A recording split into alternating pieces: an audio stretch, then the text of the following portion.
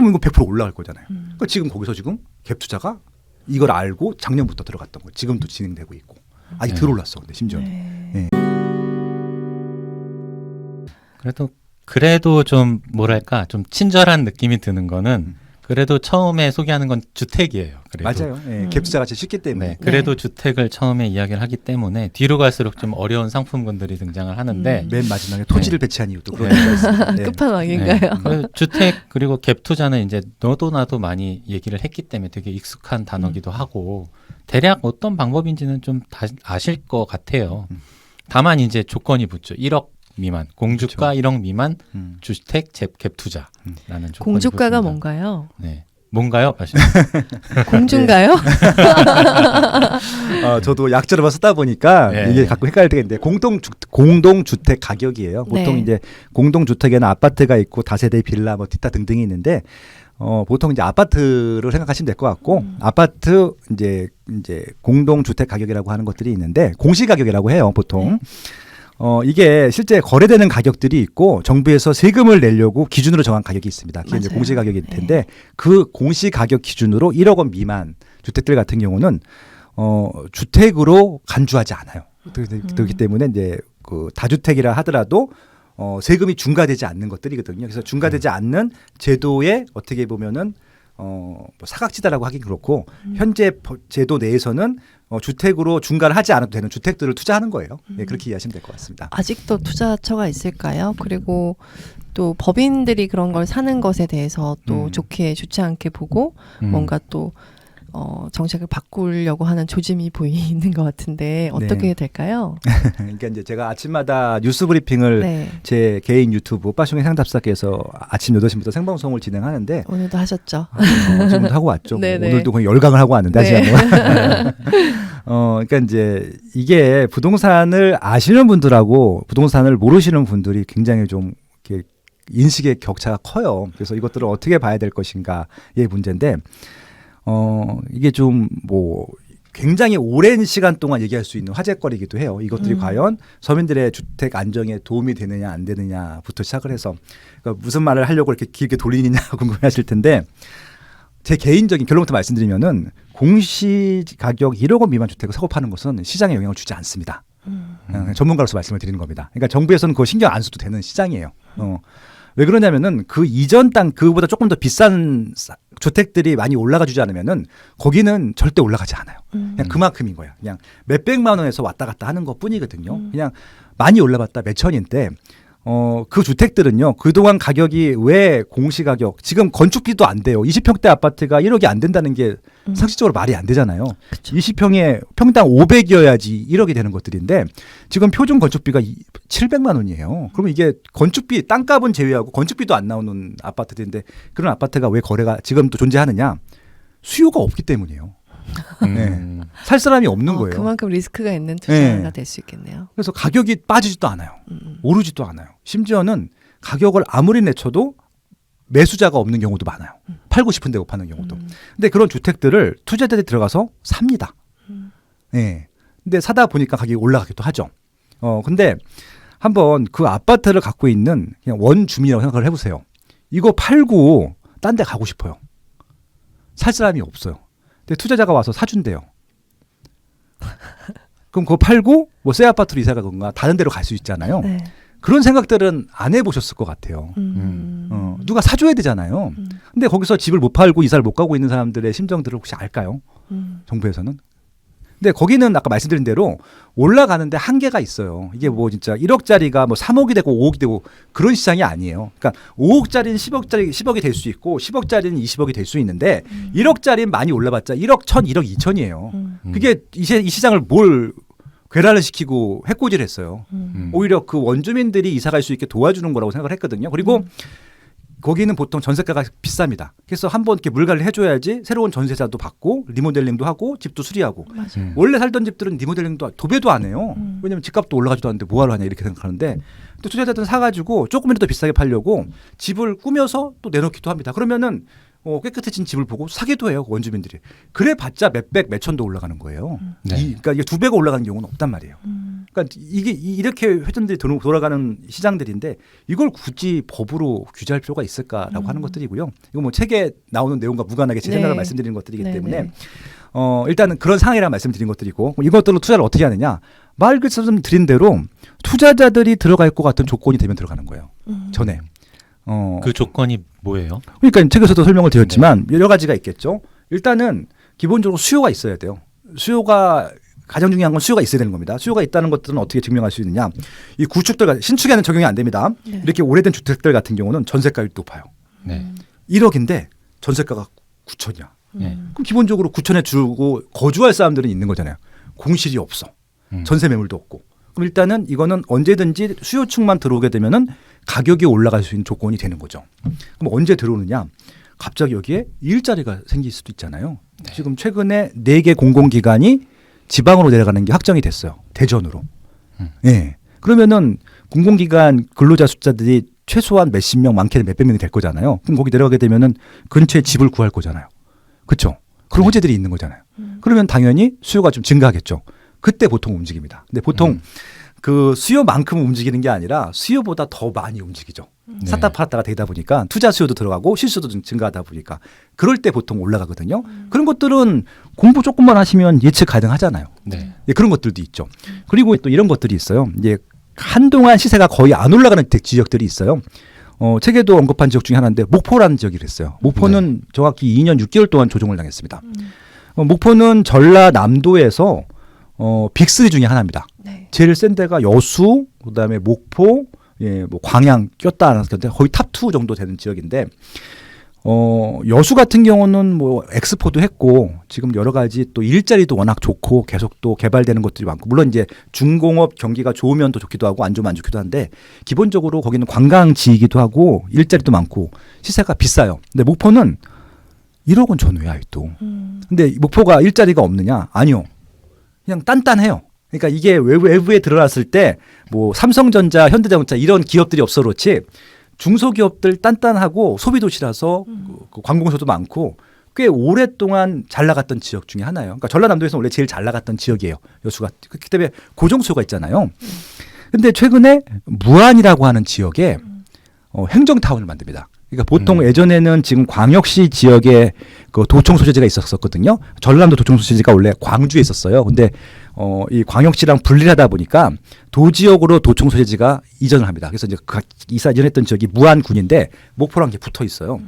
그래서 무안군에다가 향남읍이라는 데다가 행정타운을 만드는데 갑자기 만세대 정도로 한꺼번에 공급을 해요. 네. 근데 목포란 지역이 인구가 그렇게 많지 않거든요. 네. 인구가 뭐 10만, 20만 밖에 되지 않는데 만세 되면은 이게 4인 가족으로 따지게 되면 한 4만 명이 들어오는 거잖아요.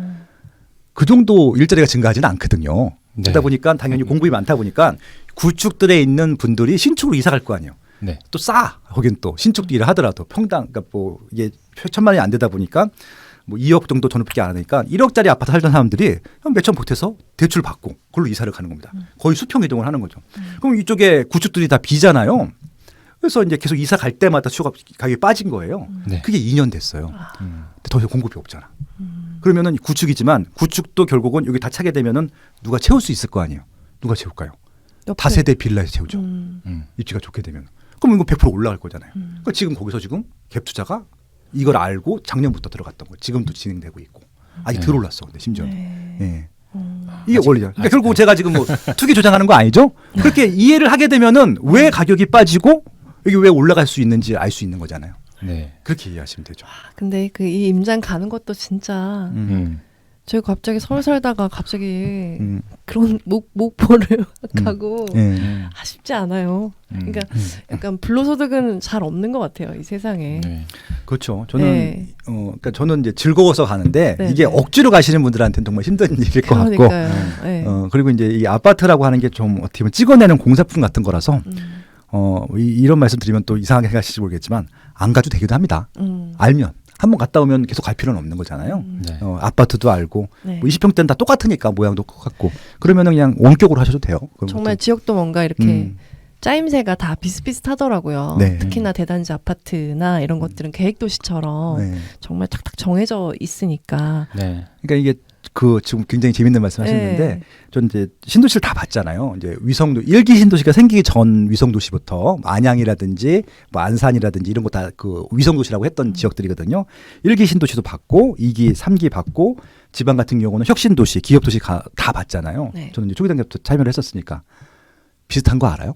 그러니까 그러니까요. 그 비슷한 일기 네. 신도시 때 만든 것들은 비슷하고 최근에는 혁신도시 지방 같은 경우 혁신도시가 지금 한참 건설 중인데 혁신도시 이게 도로 구조라든지 이게 타워형 되는 거 다 똑같아요. 뭐 상가가 조밀하게 네. 있는 것도 막 그러니까. 이쯤 되면 놀이터 나온다 이런 것까지 다. 그거 이제 포인트예요. 예, 왜냐하면 예, 예. 한 지역을 분석하게 되면요, 여기 지역이 좀 뒤늦게 개발하잖아요. 그러면 음. 처음 봤을 때는 어디가 A급이 될지 몰라요. 근데 기존에 했던 입지 딱 분석해 보면은 여기가 될 것 같은데, 근데 처음에는 이게 활성화가 안 되기 때문에 항상 뭐 학교 옆이나든지 상가 옆에가 더 먼저 활성화 된 다음에 나중에 활성화되는 경우가 있거든요. 근데 네. 기존에 있는 도시들을 분석하게 되면은 저희가 더 A급인데 저평가가 돼 있네. 들어갈 수 있어요. 그런 것도 또 공부가 되죠. 예.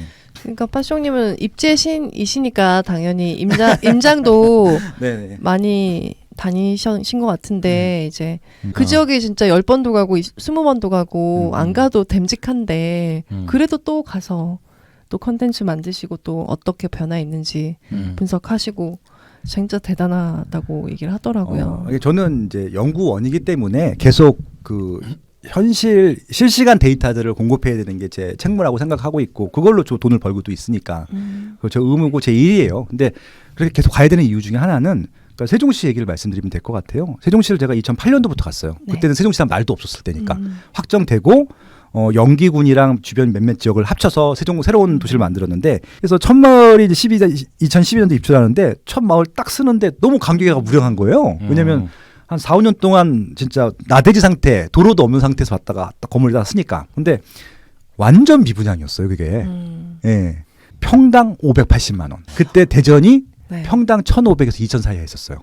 얼마나 싸요? 그러니까 그때 뭐 수도 이전을 한다고 하는데 약간 허무맹랑한 소리 같기도 하고 무슨 정부 주요 기관을 옮긴다고 하는데 그게 되나? 뭐 이런 근데 그냥 뭐, 약간 예. 의아하기만 했던 것 같아요. 네. 확정이 됐잖아요. 그러니까요. 그러니까 계속 건물을 짓고 있고 그게 다 일자리 건물이었거든요. 그럼 100% 사람들이 내려오는 거잖아요. 그럼 믿었으면 되는 거죠. 그래서 계속 저는 세종시 같은 경우는 거의 매달 갔었고요. 적어도 분기당 한 번씩 갔습니다. 갈 때마다 건물이 척척 올라가요. 그러니까 2015년도 되니까 나름 이제 뭐 아직까지 부족했죠. 그때까지만 하더라도 주유소가 없었어요, 세종시라는 곳에. 근데도 살만하니까 그래서 이제 그때부터 제가 주변 분들한테 세종시 사도 되겠다고 이제 정확히 그때부터 오르기 시작했거든요. 그거가 만들어지는 걸 실시간으로 보고 있는 입장과 네. 그냥 뉴스로 그냥 그런가 보네. 에이 그런데 뭐 얼마나 내려가겠어. 아니면 가족들은 다 안 내려가겠지. 뭐 이런 거 있잖아요. 그러니까 정부 주요 기관에 일하시는 분들이 뭐 가족까지 내려가겠어. 서울 살겠지. 뭐 이런 식으로 그냥 생각했던 것 같아요. 그러니까 일반인들은 당연히 그렇게 생각할 수밖에 없고, 그러니까 제가 하는 일이 그거였던 것 같아요. 그러니까 저는 이제 계속 그런 분석들을 하는데, 제가 하는 분석은 나름 그 다른 투자자들처럼 투자 분석이 아니라 저는 사람만 본다고 말씀을 드렸었잖아요. 부동산 할 때 사람이 제일 중요하기 때문에 여기 사람들이 올 것인가만 봐요. 그걸 수요라고 하는 것들이고요. 저는 또 수요를 파악하는 게 제 메인 업무라고 보시면 될 것 같아요. 그때만 해도 수요가 없었어요. 왜? 대전 분들이 안 갔어요. 근데 지금은 대전 분들이 가요. 역전이 됐어요. 그럼 수요가 생긴 거잖아요. 네. 배우 수지가 과거에는 세종시가 대전의 유성구나 서구의 배우 수요지였는데 지금은 세종시의 배우 수요지가 대전이 됐어요. 그러면은 이제 역전이 절대 안 되죠. 네. 그렇게 되는 거죠. 저도 그 평택의 고덕 신도시가 만들어지는 곳에 한번 가봤더니 와, 이 신도시는 이렇게 만들어지는구나. 어마어마하더라고요. 이게 보면서 그때부터는 이제 평택 고덕 신도시 이러면 다르게 들리고 더 귀가 트이더라고요. 언제 가셨었어요? 지난 여름? 아, 올해? 네네, 올해 여름. 그렇구나. 네, 이미 예. 좀 만들어졌을 때 간 거죠. 그 평택이요. 네. 올 6월 달까지 네. 미분양 관리지역이었던 거 아세요? 아, 예. 그때 또 샀어야 됐던 네, 맞아요. 거였는데 예. 전 또 몰랐군요. 그때 올 초까지만 해도 집에 좀 미분양이 있었어요. 가볼게요, 이만. 근데 그 7월 달부터 지금까지 한 2억씩인가 올랐어요. 네. 미분양 관리 해적. 아. 그래서 그때 해제되니까 좀 관심을 갖자라고 제 블로그 가면 다 있어. 그러니까 네. 제가 이거 사세요라고 노골적으로 말씀을 안 드리지만 음. 미분양 관리 지역이 해소가 됐어요라고 하면 벌써 느낌이 와야 되시는 거예요. 되는 네, 거죠. 느낌이 예. 지금 들어보니까 오네요. 이미 열심히들 사셔서 맞아요. 미분양이 사라지면서 네. 그게 해소가 되는 거니까. 그러니까 계속 그렇게 이제 저는 다 써다니면서 음. 제가 투자하는 게 아니고 저는 계속 그냥 정보만 드리고 왜냐면 저는 전국을 다 커버해야 되기 때문에 이걸 다 뭐 투자로 연결할 수도 없어요. 그냥 계속 저는 정보만 전달해 드리는 게 제 네. 역할이라고 보시면 될 것 같아요. 네. 그러면 파쇼님 2부에서는 지금 어디 있는지 좀 알려주세요, 투자자들이. 예, 알겠습니다. 그리고 뭐 네. 상품군도 사실 다른 상품들도 있잖아요. 오피스텔도 있고 뭐 생숙도 있고 그렇죠. 뭐 땅도 있고 그리고 뭐 해제 구역에 대해서도 좀 비중 있게 책에서 다뤘더라고요. 네. 그 얘기도 좀 잠깐 나누면 네. 더 도움이 네. 될 것 같습니다. 그리고 여러분들이 하셨으면 좋겠어요. 하시면은 괜찮은 것들이 있긴 하거든요. 음. 예, 그래서 한번 그런 규제 때문에 못했다고 하면은 그 외에 좀 대안들도 2부에서 네. 좀 소개해드리도록 하겠습니다. 좋습니다. 네. 2부에서 계속 이어가겠습니다. 감사합니다. 고맙습니다.